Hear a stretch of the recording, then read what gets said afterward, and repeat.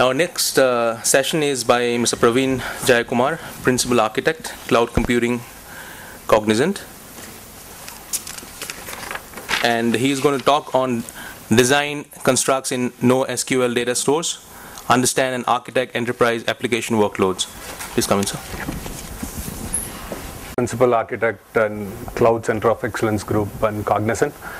So today the topic I'm going to talk about is about the design constructs used within a NoSQL data stores. So it's kind of important as an architect and a developer to understand it, because there are a lot of configuration you might need to do as an architect, and it varies based on the load basically. So it varies based on a different workloads you might need to configure. So for that you need to understand why you are doing it, so what kind of a design has been implemented.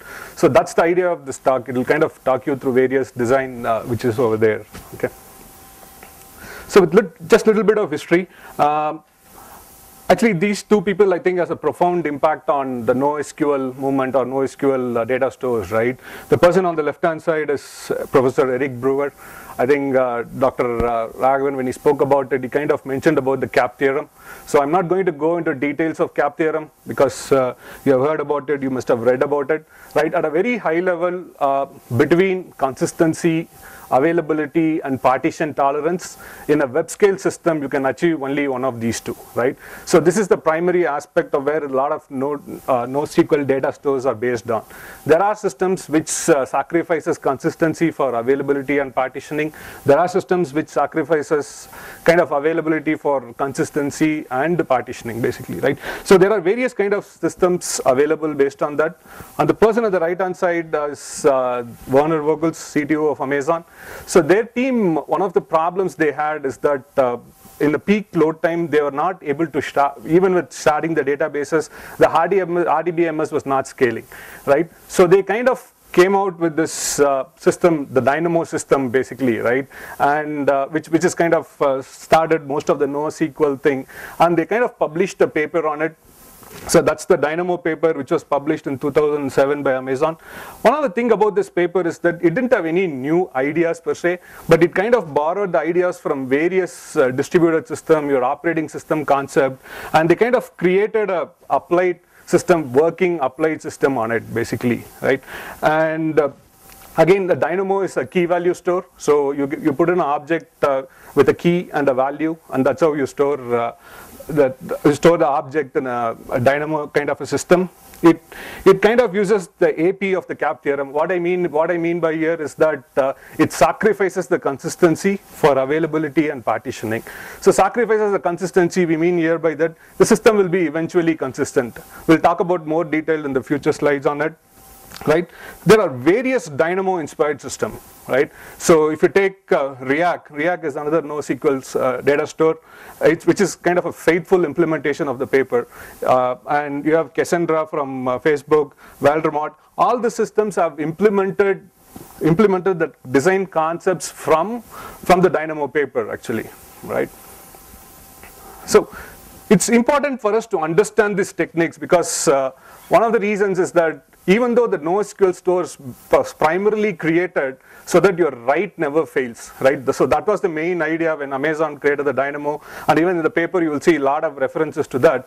But people are now using it as a high read engine also, right? You can configure that by using some of the parameters. So for that you need to understand some of these techniques listed out here, right? The first technique we will talk about is consistent hashing. So you want to dynamically partition data. How do you do dynamic partitioning data? Is using the consistent hashing technique. And we also spoke about, I kind of mentioned that the system is eventually consistent, right? So what that means is that there could be certain point of time where you could have multiple values for data. Basically, when you do a get, you might not just get one value for a key, you might get multiple values for the key. In that case, how do you resolve it, right? What do you do? So vector clock kind of helps in doing that, right? And one of the other interesting aspect of this is that most of the system they don't really use a server class machine. It's kind of they scale it out using a commodity hardware. So what that kind of gives you is that there will be times where your system will go down, and so that could be a problem, right? So to avoid that, there are certain things which they have used, right? For temporary failures, they have used sloppy quorum and intent handoff, and for permanent failure, there is another concept called Merkle tree which they have used, right? We will go through each one of it in detail in the future slide. Apart from this, there are also a lot of techniques used. One could be read repair, and talking between the nodes, they use something called gossip protocol. We are not going to go detail into it because as a developer or architect, we may not change it. I mean, Dynamo uses it, but Dynamo, React, and those kind of stuff uses it, but we may not really change anything over there. So we'll walk this through and okay. So consistent hashing. Actually, there is a circle over here.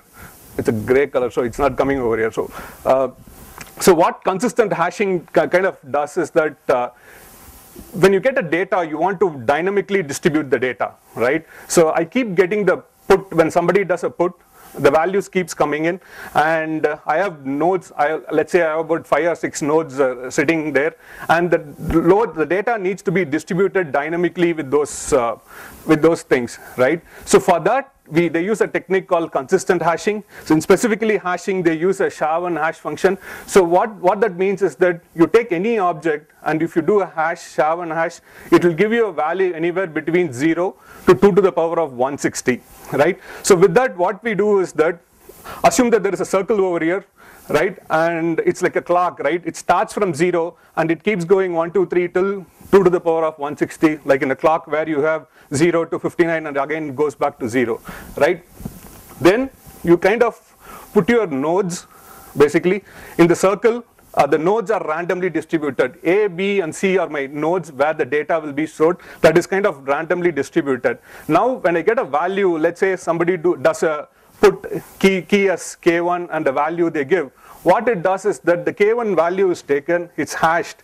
When it hashes, you get a value somewhere in between 0 to 2 to the power of 160, right? So based on that, you kind of place that object in the appropriate place, right? So K1 would have got some value which is placed over here, K2 over there, K3, K4, and K5, you kind of place it over there. Now, to find out where the data goes in, what happens is that you start with any node, walk in a clockwise direction till you hit another node. So in this example, we'll take the node A, you walk in the clockwise direction till you hit the node C, right?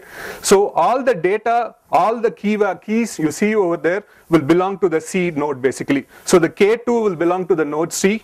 From C, if you do walk till the node B, because you walk in the clockwise direction, the keys K1, K3, and K5 will belong to the node B, right? So, and node A will have the K4. So this is how data kind of get dynamically distributed. One of the advantages of doing this is that, let's say if my load increases in my system and I want to add another new node, I want to start up another new node, it will just affect only two of the nodes basically. Let's say for some reason I want to put a node over here, right? Because my data is becoming large and I want to dynamically distribute it. All it has to do is that it will separate out the keys from this area and this area. Only these two nodes kind of gets affected. Other nodes really doesn't get affected. That's the advantage of using consistent hashing, right?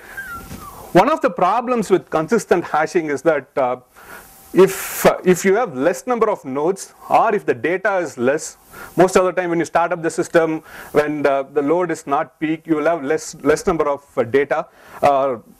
That time actually what happens is that there is a very good chance that the nodes can be all in one side and the key and all the keys can move into other side. There is a kind of a theoretical possibility for it. So a system can become unstable. One node will have more data, another node might not have, right? For that, what they did is that they introduced a concept called virtual nodes. So what virtual node means is that for the node A, B, and C, you create virtual nodes called A1, B1, and C1. It's the same node, but you kind of create another kind of a virtual instance of that node and place it in the circle all along, basically.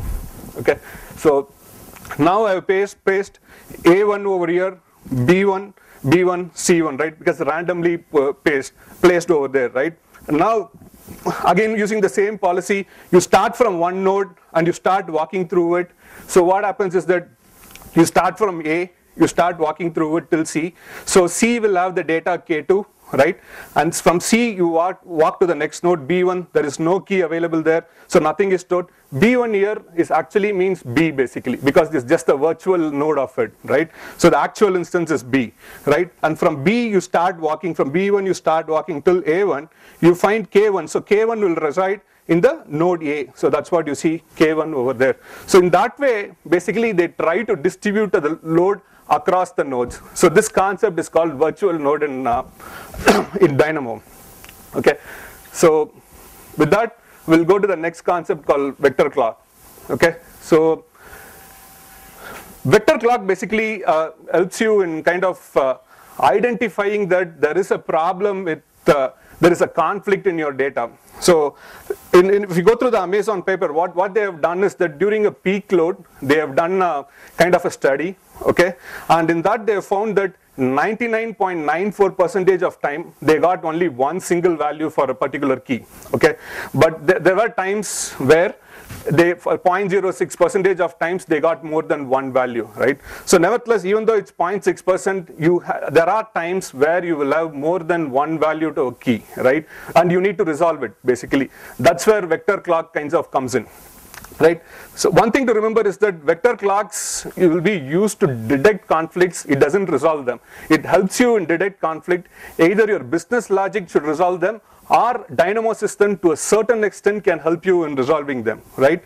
It uses a concept called a node and a counter. We'll kind of talk about it in the next slide, what a node counter, how do you kind of use it, right?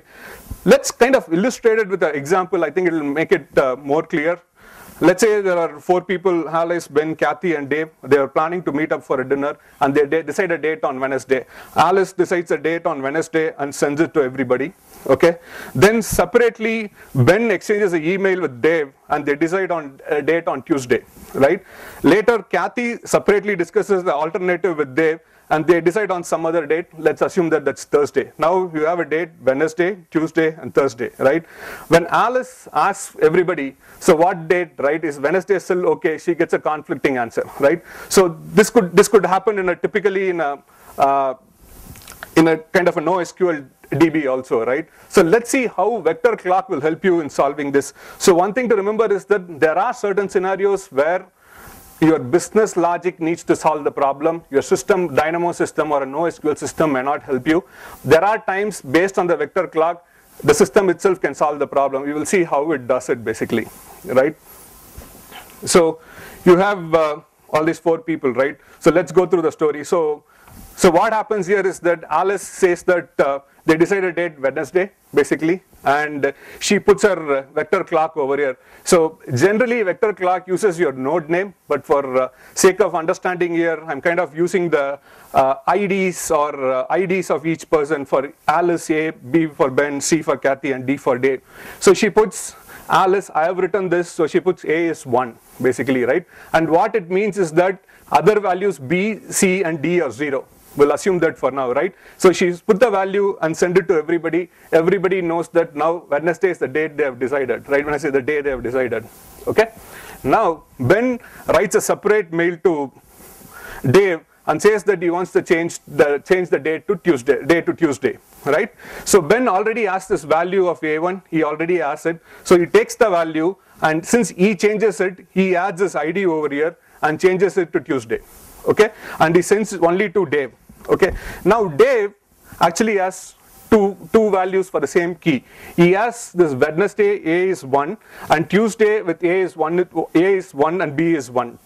Now how the system will help you in resolving the conflict is that when he has 2 values, what it does is that it will check if the previous value counter is equal to or less than the other value. For example, here A is 1 and A is 1 basically, right? So which is fine. Here B is 0 and B is 1, okay? So that means that this guy is a predecessor of this particular value, okay? So system itself will resolve it. It will remove the old value and it will keep the new value, okay? So, and since Dave has accepted the change, he will add his client ID, which is D is 1, and sends the data back to Ben saying that I am okay with it, right? Now, Kathy, basically, she doesn't have that information which Ben and Dave exchange. She has the only information from Alice, right? She suggests a new value, basically, right? She says that let's do it on a Thursday, okay? And she adds her own client ID over here, which is C1, because she only has A1 and C1. Nan sends a mail to Dave. Now Dave basically does, again he has two values, this value and this value. Here when you see, this value A is 1, right? And A is 1 over here, B is 1, whereas B is 0 over here. Okay, so when the new value comes in, when one of the values is less than what he previously has, then that means that it's not a predecessor. There are two parallel versions existing. That's how system finds that there is a conflict, right? And any Dynamo system cannot help you in resolving the conflict. What they all do is that they will give it to the client to resolve the conflict, right? And the client, using his business logic could be as simple as I take the last timestamp and I do it. Or there could be, in a shopping cart scenario, they could just kind of collapse everything together, right? So business logic could vary from application to application. So what here, for some reason, maybe Dave likes Kathy, so he decides that I will go with Thursday, okay? So what he does is that, so when you kind of resolving the conflict, you take every value from all the vector clock. So A will be 1, B1 will be 1, C1 will be 1, D1 should be 1. But since Dave is accepting the changes, he increases the counter to D2. Like what he did here with D1, he increases the counter by 1, D2 now. Okay. Now when Alice asks, right, what's the date you guys have decided? She gets two different answers, one from Ben and one from Kathy. She gets two different answers now, right? So one is one with this vector clock value and another one with this vector clock value, right? So when you read this vector clock value, A is 1 here, there is also 1, B is 1, B is 1, C is 0, whereas C is 1 there, D is 1 and D is 2 there. So that vector clock has all the values greater, equal or greater than this value. So the system, as I said, system here can help you in resolving this. Okay, so system will resolve that. For some reason Dave has overlooked it and made these changes as Thursday, and it resolves it and sends the data back. Okay, so this is how vector clock at a high level works. As I said here, I've used the client IDs to kind of simplify it, but I know it's complex. But if you start, generally the way the vector clock works is that they use the node name where they live. Okay, so this is how vector clock works. So the idea you need to remember is that there are certain scenarios where vector clock will help you to resolve by itself, but there are certain scenarios where, as a business logic, you need to take care of resolving it. Okay, so with it, again, there is a circle over here, okay, which is not visible. You need to understand this concept of replication, right? As I said, most of this hardware, they use a commodity hardware, okay? So the principle behind it is that the systems will go down at certain point of time and it can come up actually. You really don't have a control over it. So you cannot keep data at one place, you need to replicate it, okay? So the replication factor generally in the NoSQL data stores is called as N. So that's the value they represent.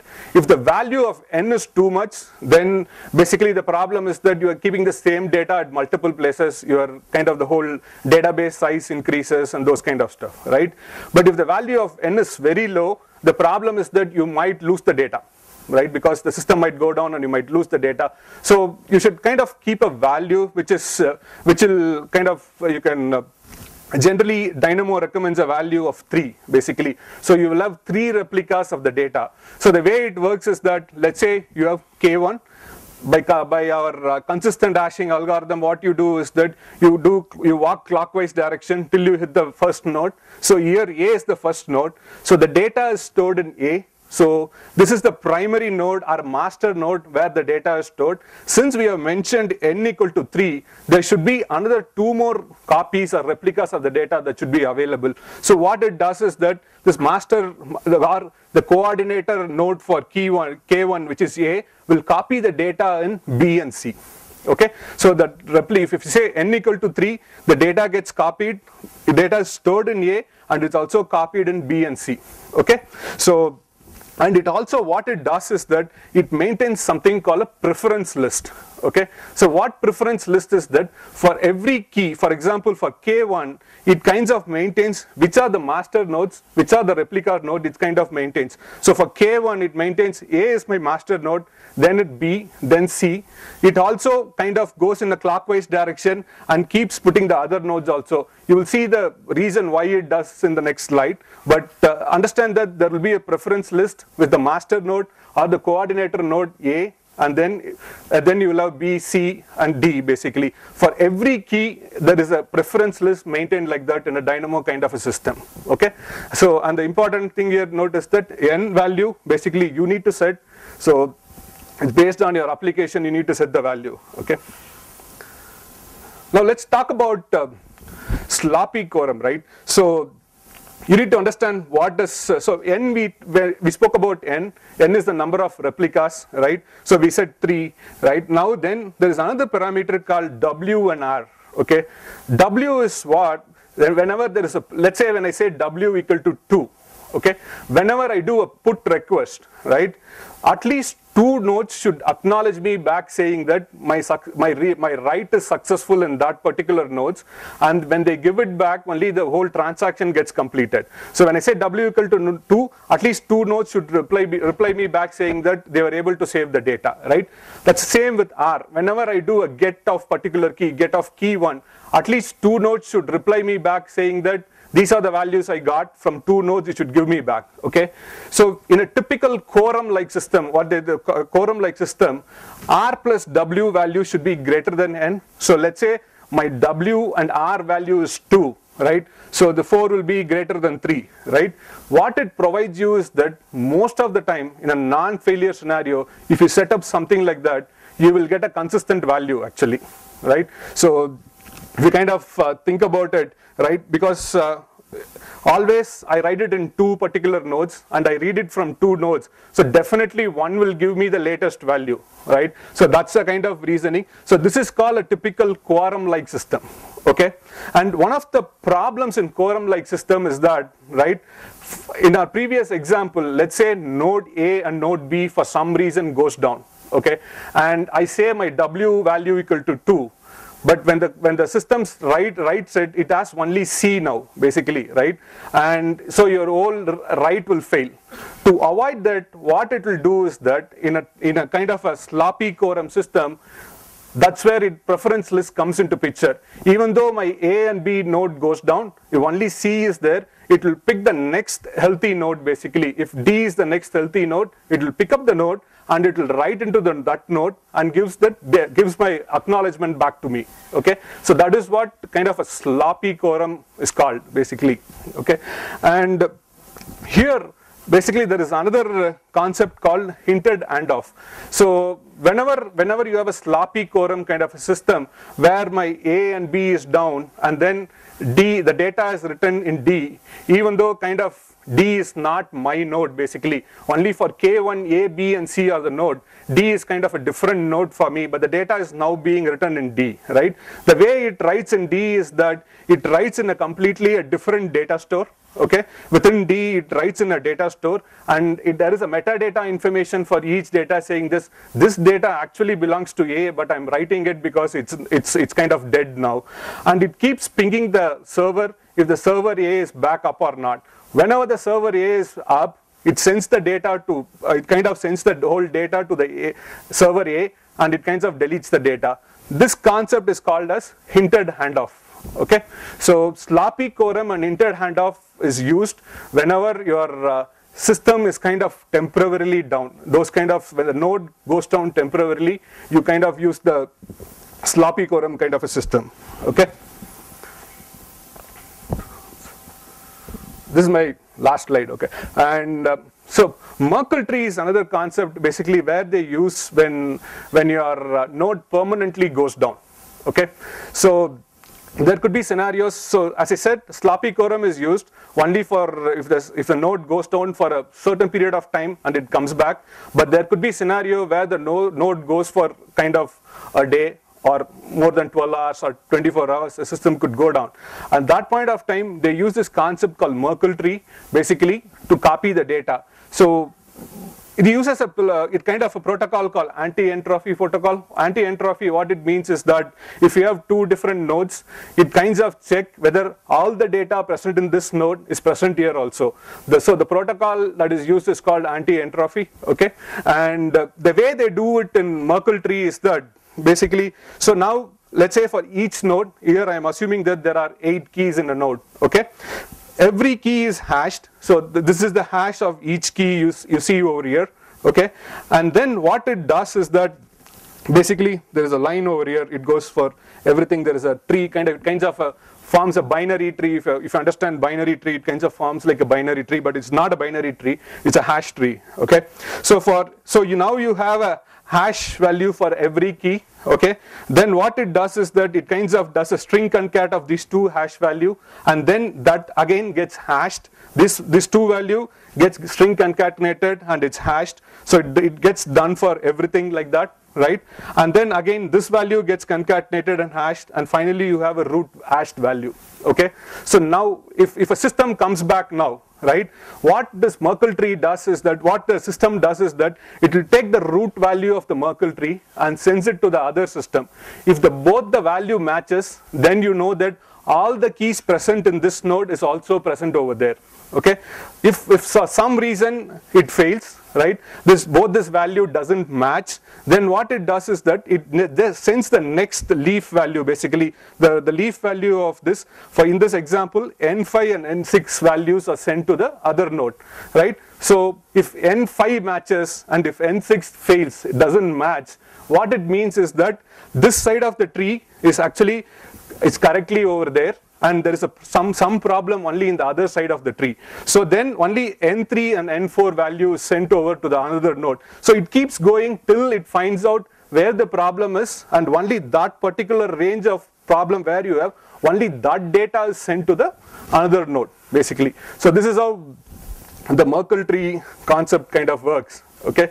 So these are some of the important concepts which you need to know when you are working in NoSQL data store, okay? So consistent hashing to dynamically distribute the load. So you may need to configure the parameters over there, virtual node parameters over there, and in vector clock, there are times where your business logic need to resolve. Your system might not always help you, so that you need to keep in mind, basically. So if you have any questions, I can answer it now, or that's my email ID. You can contact me. Any questions? I know this is more of a theory or a distributed or your operating system type of a class, but any questions?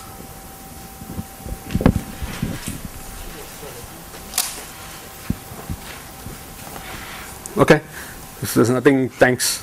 Now on behalf of UBM, I'd like to present you with a small memento as a token of appreciation.